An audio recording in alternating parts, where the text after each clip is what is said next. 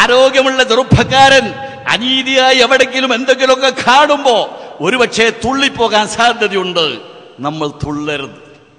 അത് പഠിപ്പിച്ചു മുഹമ്മദ് റസൂലുള്ളാഹി. ഭരണാധികാരികളിൽ നിന്ന് നിങ്ങൾക്ക് ആവശ്യമായ അവകാശങ്ങൾ ലഭിച്ചിട്ടില്ലെങ്കിലും നിങ്ങൾ ക്ഷമിക്കുക. സ്വാഭാവികമായി ഭരണകൂടത്തിൽ നിന്ന് അനുകൂലമായ സ്വഭാവമല്ലാതെ പ്രതികൂലമായ ചുറ്റുപാട് സൃഷ്ടിക്കപ്പെടുമ്പോൾ ചെറുപ്പക്കാരൻ തുള്ളിപ്പോകും. അവിടെയും കടന്നു വന്നു മുഹമ്മദ് റസൂലുള്ളാഹി. ഭരണാധികാരികൾ നിങ്ങൾക്ക് ആവശ്യമുള്ളത് കിട്ടില്ലെന്ന് വരും, അവകാശപ്പെട്ട ലഭിച്ചില്ലെന്ന് വരും. എന്നാലും നിങ്ങൾ ക്ഷമിക്കണം. നാളെ പരലോകത്ത് നിങ്ങൾക്ക് പ്രതിഫലമുണ്ടാകും. മുഹമ്മദ് റസൂലുള്ളാഹി പഠിപ്പിച്ചു, ഞാൻ നിങ്ങളെ കൂടെ ഉണ്ടാകും. ഓക്കെ, നിങ്ങൾ അതാണ് പ്രവാചകന്റെ പാഠം. ഈ വസ്തുത നാം മനസ്സിലാക്കണം. ഇത് മനസ്സിലാക്കിക്കൊണ്ടാണ് നമ്മുടെ ബഹുമാനപ്പെട്ട ജമിയത്തുലയുടെ പണ്ഡിതന്മാർ ഈ സമ്മേളനം വിളിച്ചുകൂട്ടി. ഇവിടെ അവസാനിക്കുന്നില്ല. നാട്ടിൽ നടക്കുന്ന ഏത് കാര്യങ്ങളെ സംബന്ധിച്ചും, തെറ്റായ നീക്കങ്ങളെ സംബന്ധിച്ച്, തെറ്റായ ചിന്താഗതികളെ സംബന്ധിച്ച് സാധാരണക്കാരായ ആളുകളെ ഓർമ്മപ്പെടുത്തുക എന്നത് ഈ സമസ്തയുടെ സംഘടനയുടെ ബാധ്യതയാണ്, കടപ്പാടാണ്. അതിനു വേണ്ടി രൂപീകൃതമായതാണ് ഈ സംഘടന. ആ ബാധ്യത നിർവഹിച്ചുകൊണ്ടിരിക്കുകയാണ്. ഞാൻ നീട്ടി സംസാരിക്കുന്നില്ല. നമ്മുടെ നേതാക്കൾ അക്കാര്യം വ്യക്തമായി നിങ്ങൾ ഓർമ്മപ്പെടുത്തും. ബിസ്മില്ലാഹി അദീമിൽ ഖുദ്റത്തി വശാൻ ശദീദിൽ ബത്ശി വൽ ബുർഹാൻ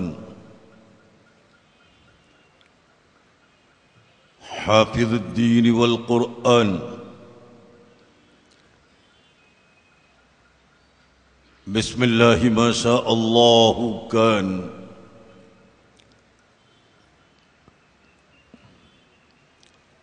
وما لم يشأ لم يكن ولا حول ولا قوة إلا بالله العلي العظيم.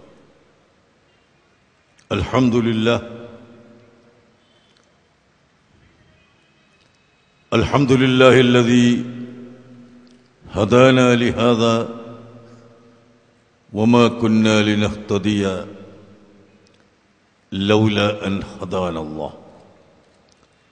والصلاة والسلام على أشرف رسل الله سيدنا محمد وعلى آله وأصحابه أجمعين.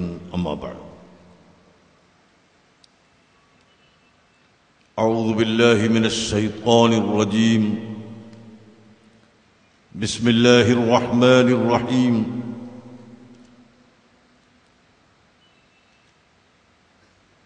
فبما رحمة من الله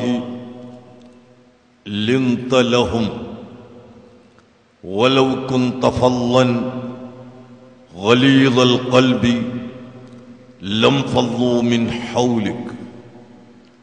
صدق الله العظيم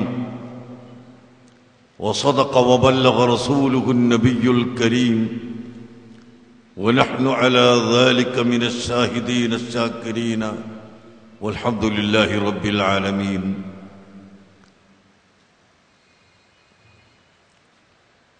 قال رسول الله صلى الله عليه وسلم: الراحمون يرحمهم الرحمن تبارك وتعالى ارحموا من في الأرض يرحمكم من في السماء. صدق رسول الله صلى الله عليه وسلم. الصلاة والسلام عليك يا سيدي يا رسول الله خذ بيدي قلت حيلتي يدركني.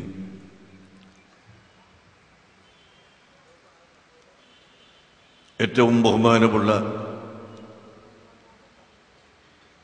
സാദാത്തുക്കൾ,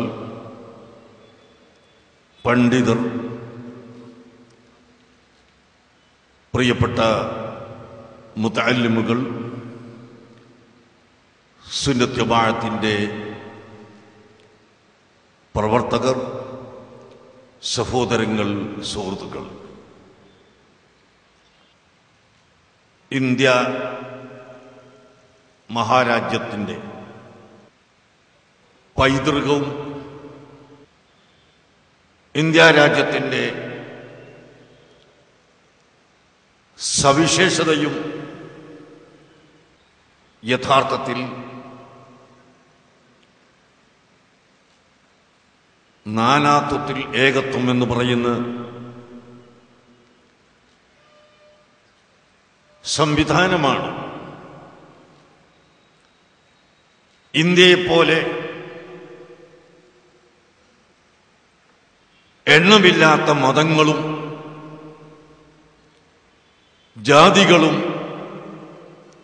സംസ്കാരങ്ങളും വർദ്ധിച്ച മറ്റൊരു പ്രദേശമുണ്ടോ എന്ന് സംശയമാണ്. എന്നാൽ നേരത്തെ സ്വാഗത പ്രസംഗത്തിൽ സൂചിപ്പിച്ചതുപോലെ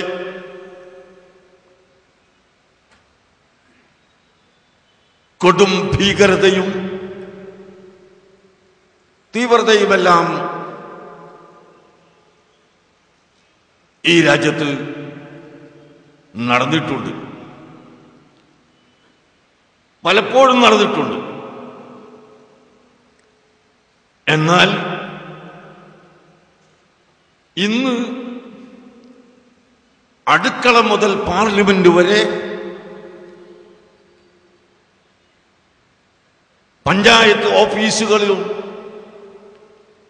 മറ്റ് ഓഫീസുകളിലും ഗവൺമെന്റ് തലത്തിലും അല്ലാതെയും ഭീകരവാദം ചർച്ച ചെയ്യപ്പെട്ടുകൊണ്ടിരിക്കുകയാണ്. ഇടയ്ക്കിടെ സ്ഫോടനങ്ങളും ഭീകരപ്രവർത്തനങ്ങളും അങ്ങിങ്ങായി നടക്കുന്നത് നാം കേൾക്കുകയാണ്. പലരും പിടിക്കപ്പെടുന്നു, പിന്നീട് നിരപരാധിത്വം തെളിയിക്കപ്പെടുന്നു, വിട്ടയക്കപ്പെടുന്നു. എന്തു പറഞ്ഞാലും ഇന്ന് എവിടെയും തീവ്രവാദത്തിന്റെ ശബ്ദം, ഭീകരതയുടെ ശബ്ദം അതില്ലെന്ന് പറയാൻ സാധ്യമല്ല. അപ്പോൾ ഇവിടെ മുസ്ലിം സമുദായത്തെ